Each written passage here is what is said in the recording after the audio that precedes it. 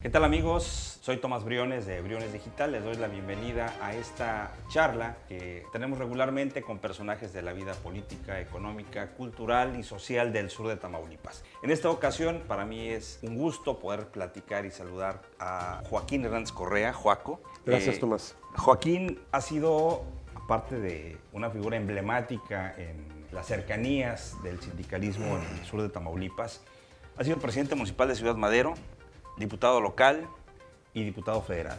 Pero Así también, es. pues bueno, obviamente es uno de los sucesores, uno de los herederos más visibles y más notables, quizás el más representativo de don Joaquín Hernández Galicia, La Quina. Sí, primero que nada, muchas gracias por darme esta oportunidad, Tomás, y darme chance de ver a la raza, perdón que lo diga así. No, adelante. Y bueno, pues sí, o sea, a veces no sabes en qué momento la historia te va a poner en una parte. Y a mí me tocó. Sí. A mí que no me gustaba la política, y yo veía a mi papá todo el tiempo ocupado y con mucha gente, y de tal forma que a veces cuando tenía que ir a hablar con él, tenía que formar como todos los demás. Pero bueno, son circunstancias que, te digo, la vida te pone, y bueno, el hecho de luchar por él, pues me hizo meterme en la política. Y ¿Tú querías ser político? no porque mi carrera, yo escogí ser médico veterinario. Y es una cuestión que a mí me apasiona mucho los animales, pero bueno, tuve que hacerlo a un lado por las circunstancias que ya te decía, de defender a mi padre, sacarlo de la cárcel. Después hubo circunstancias que me agradaron ayudar a la gente, porque finalmente es algo que, pues, como que a veces es un gusanito, ¿sí? Pero que la vida te vuelve a repetir, te acomoda en cierto lugar y aprendes a hacerlo, y eso es lo que he hecho, y creo que lo he hecho bien. ¿Qué edad tenías cuando sucede el famoso quinazo, que es la aprehensión de don Joaquín?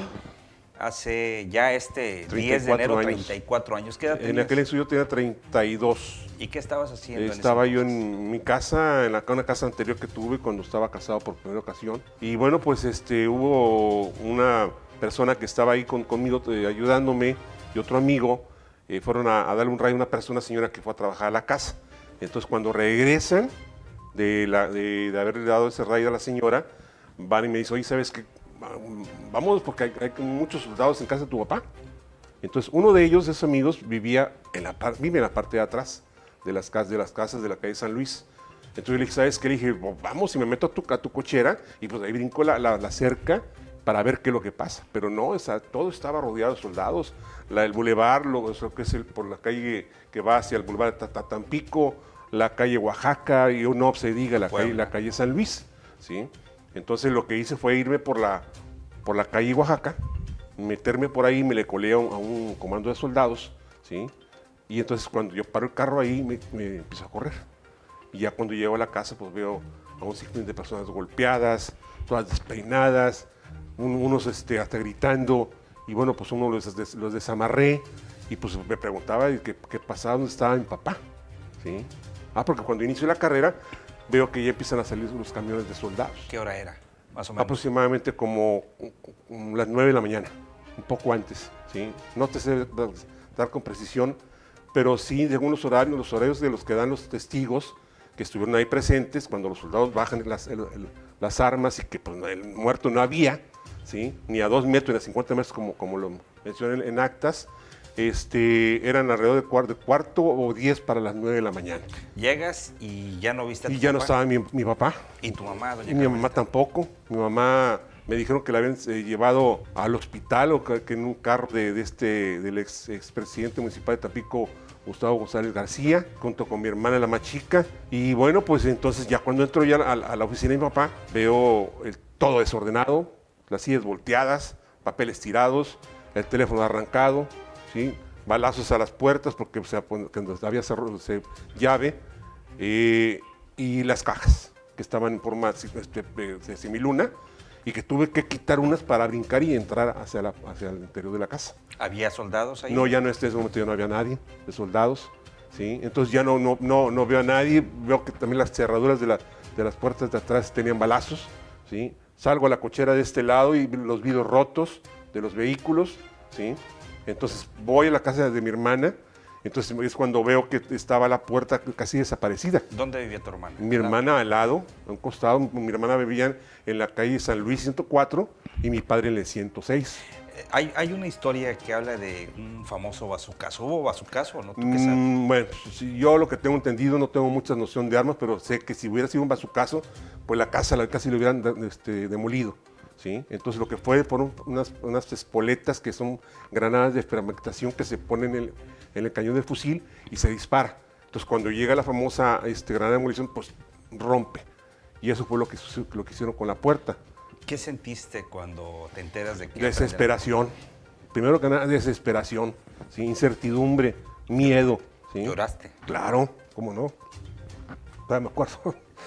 ¿Y qué haces después de estar ahí en la casa destrozada de tus padres? Pues ya en eso me acuerdo que llegó Barba y una serie de gentes y me dijeron, no, que vamos a parar la refinería. Y dije, no, dale al aeropuerto. Yo quería evitar que mi padre, se lo llevaran en el avión. Pero bueno, ya en eso nos hablan por radio y que ya estaba la gente saliendo de la refinería. Nos regresamos a la casa y ya para entonces llegó el Nicanor Fernández Cabrera, un buen amigo.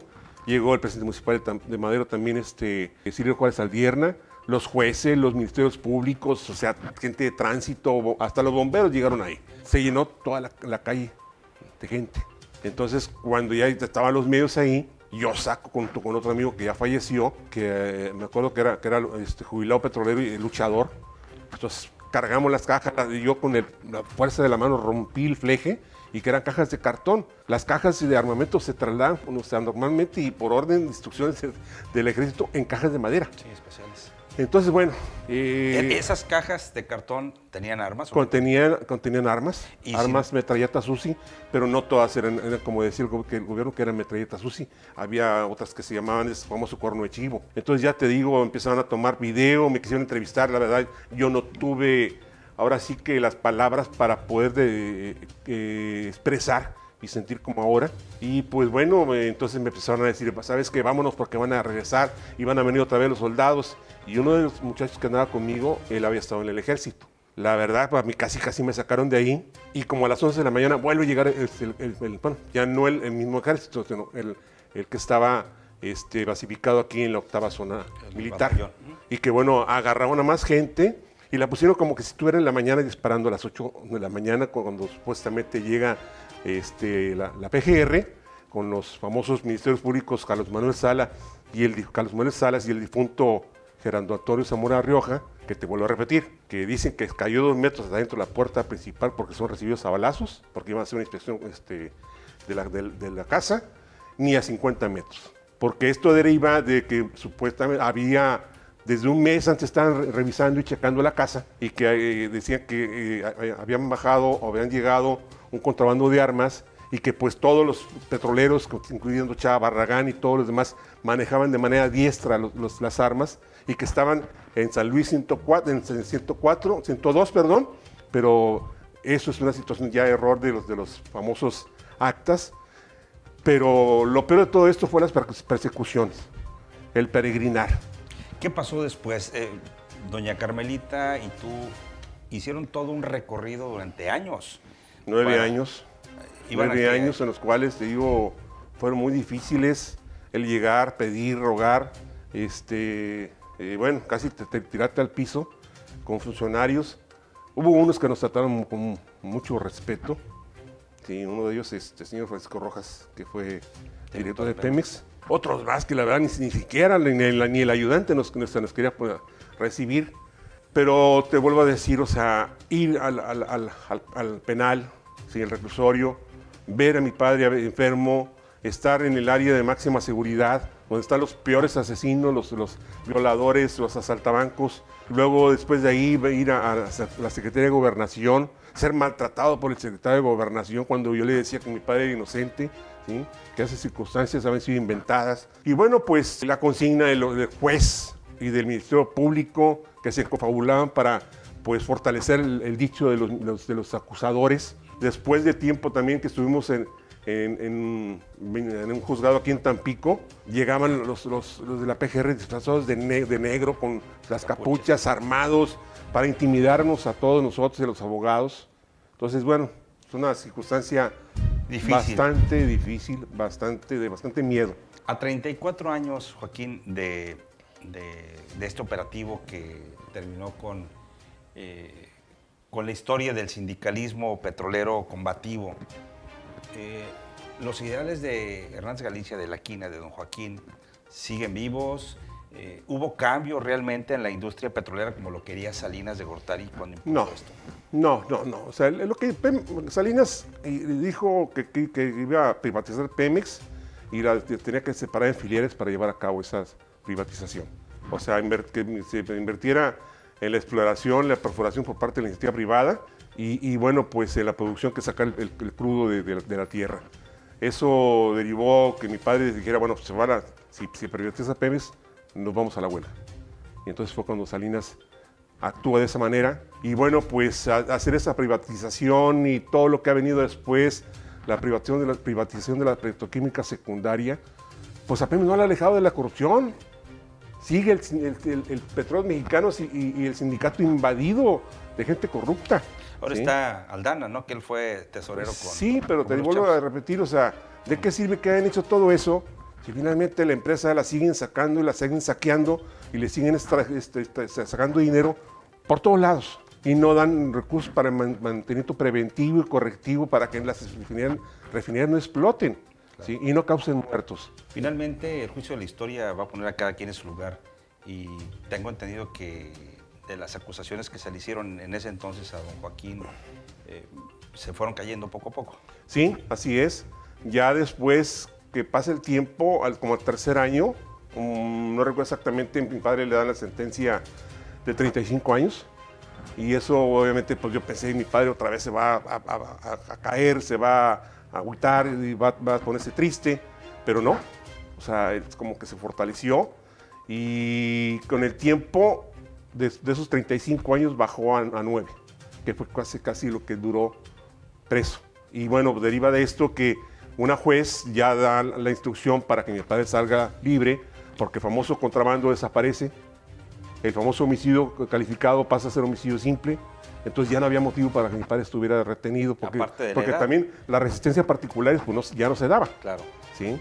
Entonces, bueno, ya mi padre sale el 16 de diciembre del 97 y pues nos dan 3 días para que nos vayamos a Cuernavaca, porque esa fue la condición, esa fue la instrucción, porque Carlos Romero de Champs se opuso a que mi padre regresara a Madero, porque todavía él tenía en ese momento, y bueno, sigue teniendo influencia en el gobierno federal, y pues ahí es donde mi padre se pasa otros casi 3 años, y hasta el 2001 lo regresamos con un amparo. Y de las personas que estaban con don Joaquín ese día, los que lo acompañaron inclusive en el reclusorio y después, ¿cuántos quedan? ¿Cuántos siguen? ¿Qué pasó con Bueno, ellos? ya algunos ya han fallecido, y el único que se mantiene firme, y ahora sí que es un buen amigo, Mauro Estrada Cruz, ¿sí? Es uno de los que lo cuidó ahí en el... pero que emociona, pero lo quisieron matar también. Tenía y es amenazas. donde mi padre, pues bueno, les ha avisado por parte de Mauro. A Mauro lo ayudan unas gentes que pues se dedican a... Y bueno, ya yo llegué, me acuerdo, o sea, estaban los custodios siempre ahí, y no había custodios. Los que estaban cuidando a mi papá eran los propios reclusos. Es decir, sí había una amenaza, sí lo iban a Sí, asesinar. en 2 ocasiones lo quisieron matar. Entonces ya esa persona, no sé qué pasó con ella, lo detuvieron, lo agarraron y bueno. Pero son circunstancias, te digo, que a mí todas las noches me hacía pues rezarle a la Virgen para que lo cuidara y que bueno, pues no tuviera sobresaltos en ese lugar tan terrible y horrible. Don Joaquín era guadalupano. Le encantaba y era súper admirador de la Virgen de Guadalupe. Inclusive había una virgen ahí que... Hay un nicho ahí, ¿no? En el reclusorio, así en lo que eran servicios médicos, ahí mi papá iba a rezarle. Pero en la casa, al lado de la casa de don Joaquín había un nicho con... Sí, bueno, eso es algo que mi hermana puso también, inclusive aquí en la entrada de tu casa también aquí, ahí tengo una, porque bueno, pues es algo que mi papá nos enseñó a adorar y a venerar a la Virgen de Guadalupe. ¿Alguna vez viste a tu padre llorar o estar a punto de llorar?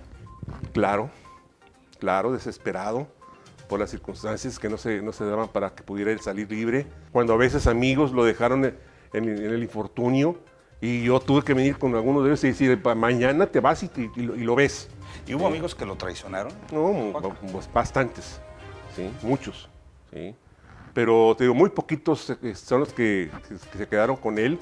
Y yo le dije, papá, mira, papá, discúlpame, dije la expresión, pero esto fue un colador. Los que no son tus amigos se fueron al drenaje. Y los que realmente están, ahí están presentes, así es. Joaquín, pues no sé si tengas alguna otra cosa que quieras compartir a 34 años de esta acción que no solo terminó con la presencia y la fuerza de Joaquín Hernández Galicia en el sindicato, sino que también influyó en la marcha del país de manera política, porque el sindicato de Pemex era muy fuerte y era el único que se oponía a los intentos de privatización de la petrolera. Pues mira, ¿qué decirte? Qué terrible que se utilice la política para deshacerse de los enemigos o de los rivales. Más bien he dicho es decir rivales, porque enemigos no, son contrarios. Y que bueno, pues utilicen la ley a rajatabla, a sabiendas que perjudicas esposa, hijos, amigos y un sinnúmero de gentes alrededor. Porque aquí hace un momento que platicábamos, o sea, cada semana o cada catorcena que pagaban en Pemex era una derrama económica tremenda. Pero no solamente de Pemex, sino de todos los sindicatos y todas las áreas y dependencias que pertenecían a la sección 1. Entonces esa derrama, o sea, todo el mundo tenía dinero y todo el mundo tenía trabajo. Entonces cuando además de repente te llegue la consigna, ya no tienes la tienda para que te dé alimentos baratos, ya no tienes el salario, ya no tienes el trabajo y te quitan un chorro de cosas que finalmente te daban un crecimiento económico y paz social a una región, la verdad sí. Entonces ese es el mensaje. ¿Por qué utilizar la ley a rajatabla, la política, que sea tu arma para perjudicar a un contrario? Platicaba hace unos minutos antes de llegar aquí con unas personas quienes nos ayudan sobre una leyenda negra o un mito que presuntamente detonó lo que don Joaquín decía, la venganza de Salinas. Presuntamente en uno de esos encuentros en donde don Joaquín manifestaba su desacuerdo en que Salinas fuera eventualmente el candidato del PRI a la presidencia de la República, le dio una bofetada. No sé si es un mito, si es una leyenda negra. No, es un mito. ¿Cuál fue realmente entonces? No. Mi padre lo único, o sea, digo, papá fue cabrón con el poder de la palabra, ¿no? Sí, y digo, a veces usaba el poder, sí, pero ¿para qué? Para beneficio de la gente. Entonces, cuando él sabía que por palabras de un exdirector de Pemex, de que Salinas se iba a llevar con la consigna de dividir a Pemex en filiales y privatizar, pues mi padre lo único que le dijo, ¿sabe qué? Nuestra postura es esta. 2 centímetros de Pemex se privatiza y nos vamos a la huelga. Pero no hubo tal cachetada ni que lo escupió.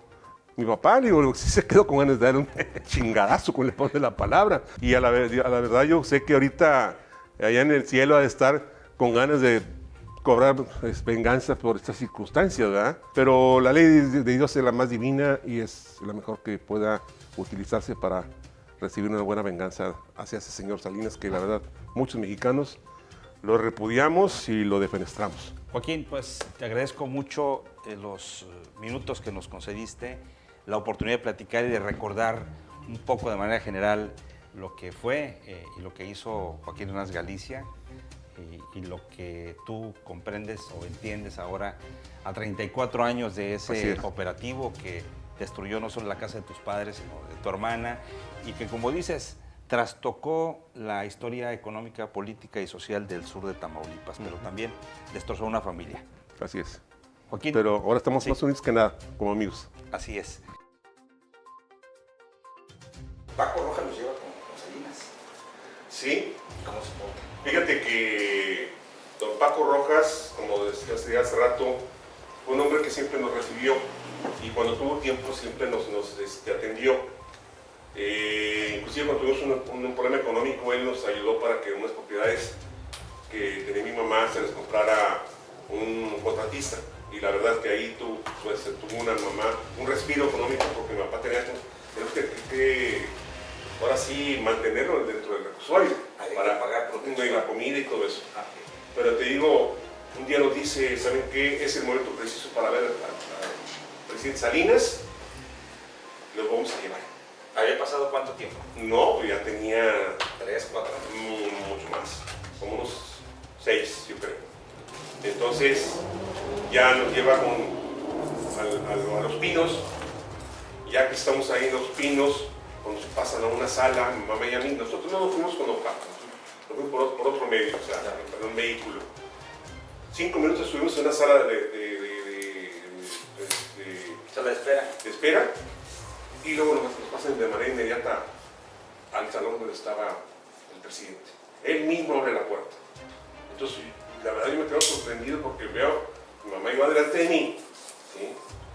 Entonces él abre la puerta, le da la mano a mi mamá, la abraza, con todo el perdón de la palabra al público. Y dije yo, ¿qué hago? Le digo, le doy un chingadazo, lo abrazo.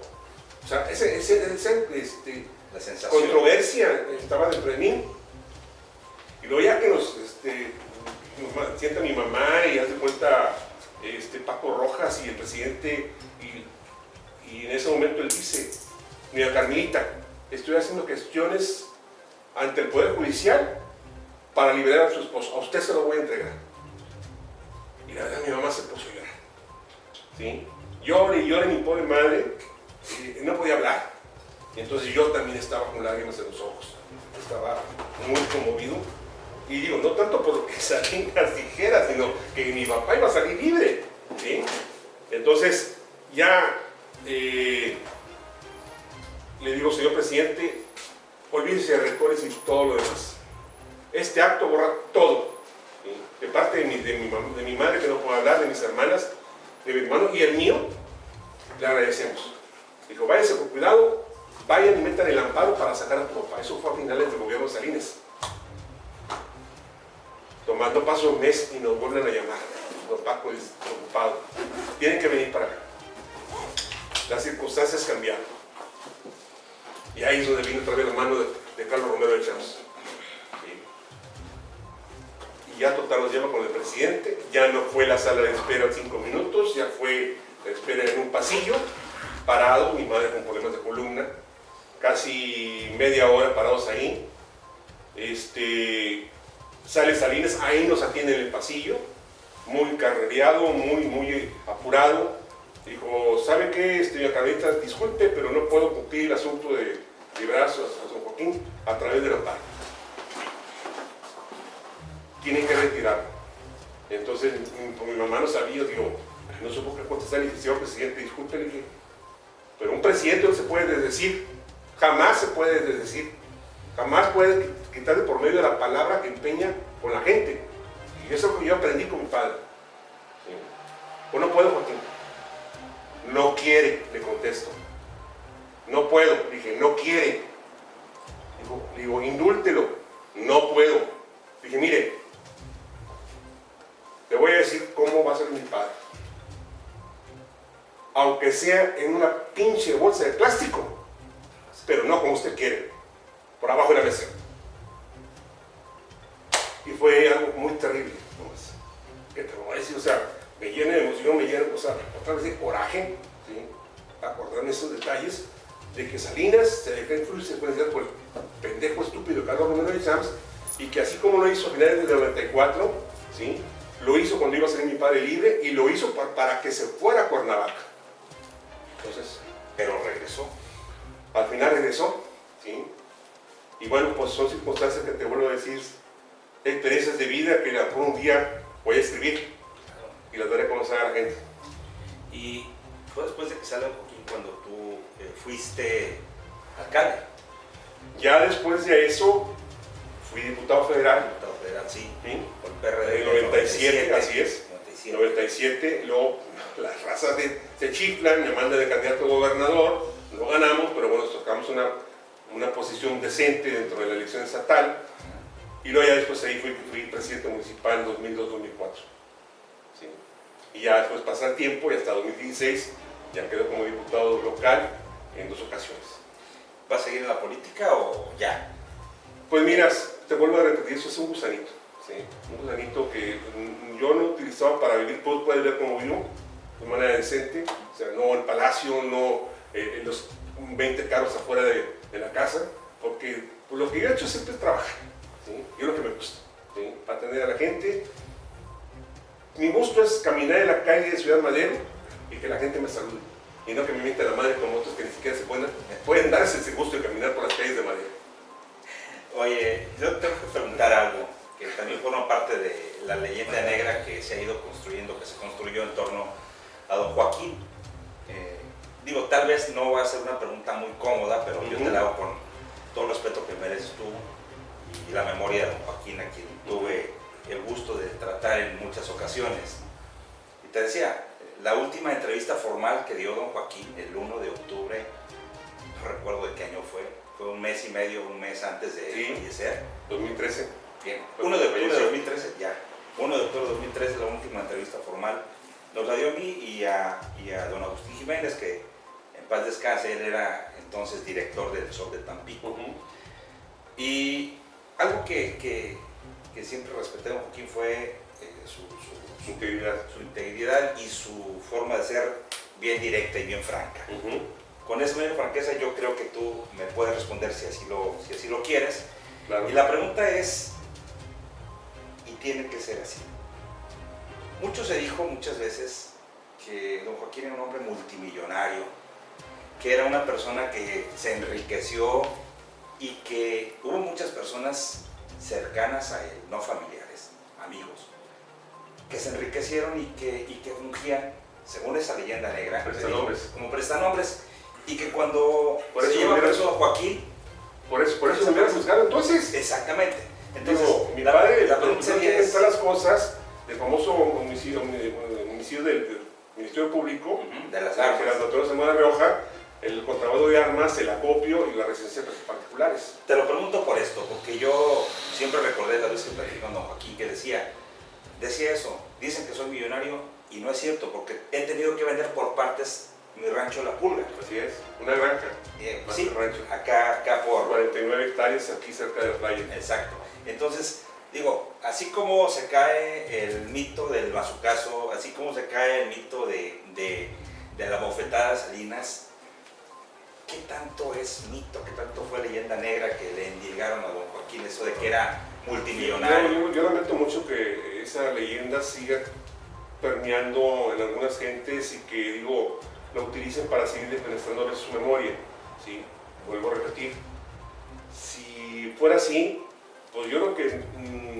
no estarías aquí. No, ni él mismo hubiera estado en la cárcel. Claro. ¿Sí? Entonces digo, para mí hubiera sido más cómodo, sabes que pues me voy a Europa a vivir, ¿sí? Pero finalmente vivo aquí, en la calle Carrillo Puerto 202 Norte, ¿sí? Una casa donde mi terreno es 300 metros cuadrados.